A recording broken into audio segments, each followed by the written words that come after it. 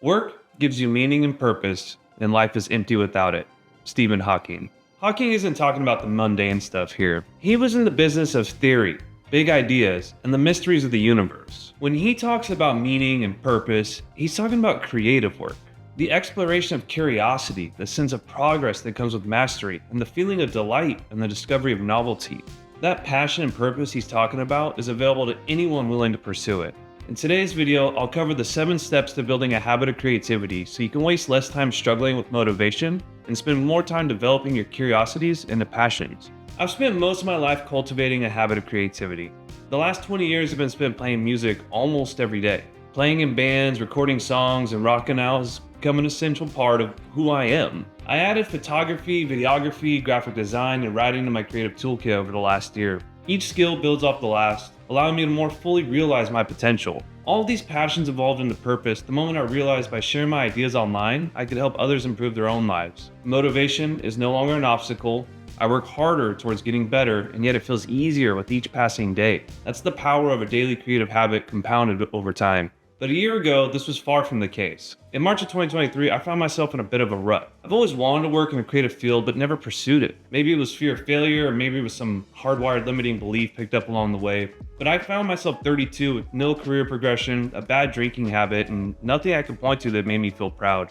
Life had become empty, but I had one thing going for me. A fiance who was honest enough to let me know, it's time to get your shit together. Suddenly I was reminded everything wasn't just about me, so I made a change. I stopped drinking cold turkey. If I wanted things to change, I knew I had to start by eliminating that bad habit. After about a month of detoxing, something unexpected happened. I started to feel energized. Suddenly I felt like focusing this newfound energy on exploring my curiosity. It started with the video editing class at the local community college.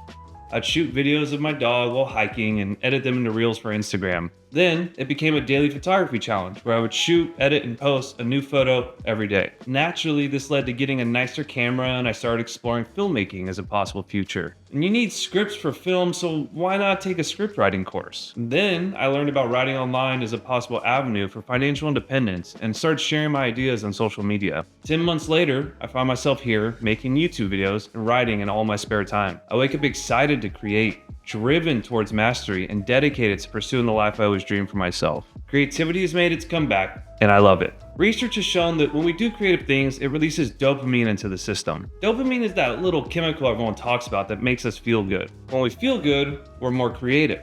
It's a virtuous cycle of creativity and joy. In our evolutionary history, creativity helped us find new ways to accumulate resources. Dopamine is the body's way of rewarding us to continue to do those creative behaviors because historically, it increased our odds of survival. But dopamine has a dark side. It's the reason you start to feel an emptiness in life when you scroll social media for hours on end. You get the initial hit of dopamine, which triggers you to scroll more because it initially feels good. But eventually, dopamine becomes cheap. Scrolling social media doesn't help you achieve anything, so you start to feel less satisfied with life. Like the drinking addict who no longer feels joy after one cocktail, you need more to feel anything. And it gets worse. Eventually, this cheap dopamine floods the system to the point where your baseline happiness is so low that you need the easy fix just to feel normal. And then it gets to the point that feeling normal never comes. You're just anxious, depressed, and left feeling empty all the time. Trust me, I know. I've been there. It's funny, I've had conversations with people who think they're different than me. They'll say things like, it must be tough to deal with addiction. I've never had a drinking problem. And yet their average time spent on TikTok is 4 hours a day. Chemically, the same thing is happening. Your system is flooded. It's no surprise you don't feel motivated to start a new creative habit. You've already been rewarded for doing nothing. But don't worry, I've climbed out of this hellhole and I'll get you out of it too. Let's dive into the 7 steps to build a habit of creativity. Step 1. Dopamine detox. Common advice for building a new habit assumes you have a healthy relationship with dopamine. But the reality is, most people don't. The first thing you need to do is cut back on the freebies. Once you're aware of the cheap dopamine sources, you can start to monitor them. How much time are you spending on Instagram? What about watching TV? Video games? None of this is to cast judgment on your sources of joy, but I'd wager it's more time than you'd like. The first step toward making a change is always acceptance. Commit to spending less time on these dopamine drains so your natural levels of motivation return to you. A quick tip if you're a social media addict, just delete the apps off your phone immediately. Seriously, it works. Step 2. Commit to a time frame. Most people fail to adopt new habits because of unrealistic expectations. If you start a daily writing habit, will that last forever? Or is it for 7 days? What happens if you miss a day? Get ahead of these mental gymnastics and set a clear time frame for how long you'll commit to building your new creative habit. Setting a time-based goal like this will instantly unlock a well of motivation. Once the goal is set, you have a destination. That's much more powerful than an ethereal forever. The average time for a new habit to become automatic is about 66 days. But sometimes we aren't interested in keeping at it for that long. I recommend shooting for at least 30 days to start. It's the perfect time frame to determine if you actually want to pursue your new habit further. Step 3. Determine the minimum commitment.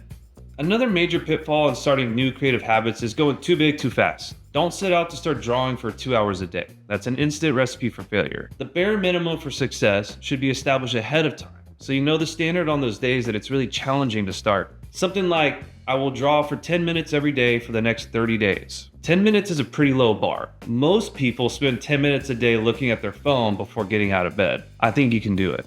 Step 4. Establish your cue. When are you going to do this new habit? Knowing this beforehand will eliminate the looming anxiety over when you'll do the thing. There are 2 powerful hacks for this. One is habit stacking. This is where you pair your new habit with an existing one. Do you drink coffee in the morning? Why not add writing to the mix? Do you always take the dog on a walk after work? Sounds like a perfect time to get some sunset photography in. Every time you do one established habit, it cues you to do the new one next. The other hack is replacement. This is how many ex-addicts have turned the corner to become fitness enthusiasts. Do you suddenly have the urge to scroll on TikTok? That's the perfect cue to grab your guitar instead of your phone. Does that drink at the bar sound really tempting right now?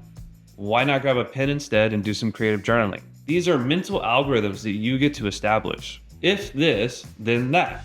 Feel free to get creative with these cue triggers and experiment with what works best for you. Step 5. Write down your why. You will inevitably face many moments of resistance in building your new creative habit. In these moments, you need a compass, a written reminder for why you're doing it. Don't know why? Think about this for a second. Exploring your curiosity provides a healthy dose of dopamine, making you feel good. This rewards your new creative habit, making you want to create more. The virtuous cycle repeats until curiosity turns into passion. Passion acts as a shield against feelings of anxiety, stress, and depression. Passion turns into purpose once you connect it to something outside of yourself. And this is why I feel so driven to create every day. I finally feel like my hobbies have turned into purpose-driven pursuits where I help others like you discover your purpose by sharing what's worked for me. You can't know your purpose until you start exploring your curiosity and stick with it long enough to develop it into a passion. It's built over time. Take a moment to imagine what this new creative hobby can do for your life on a grander scale. It could lead to new relationships, more freedom in your career path, or a new way to serve your community. And it's okay to think big. We could all use a little more of it. Step 6. Build a creative environment. Your environment should make it as easy as possible to start your new habit. If you're going to try painting every day, get the paints out and set up ahead of time. Eliminate all friction. This is the easiest way to overcome the initial burden of action. When building my daily photography habit, I put my camera bag right by the door and I took it with me every time I left the house. The camera was always on me, so there was no friction to starting. Don't make it harder to gain momentum than it already is. Step 7. Make a visual tracker. Do not underestimate the power of visual progress. If you commit to a 30-day challenge, plot it out on a calendar and start marking off each day you succeed. Something about seeing visual progress delivers a huge hit of motivation on the days we need it most. Nobody wants to break their streak. You could supercharge motivation by tying it to a reward. Treat yourself to a meaningful reward for sticking with your new habit after the 30-day period. Go to Disneyland, splurge on a sushi night, maybe buy a new guitar pedal. Give yourself something to look forward to. You can do this on a day-to-day scale as well. I still play video games and indulge in simple pleasures. I just don't play them before doing my creative work. They're reserved as a reward for sticking with my plans for the day. Tying a reward to your new creative habit gives you a little treat to look forward to. We all like a little treat. The most important thing I can tell you about building a new habit of creativity is this. Motivation follows action. Your neurochemistry wants you to be creative. Your brain wants to reward you with feeling good for building these habits. The more you do them, the more you want to do them. Stick with it long enough and watch passion and purpose flood back into your life. It did for me, and it can for you too. That's it for today. Thanks for watching. Like and subscribe if you enjoyed the video. Take care.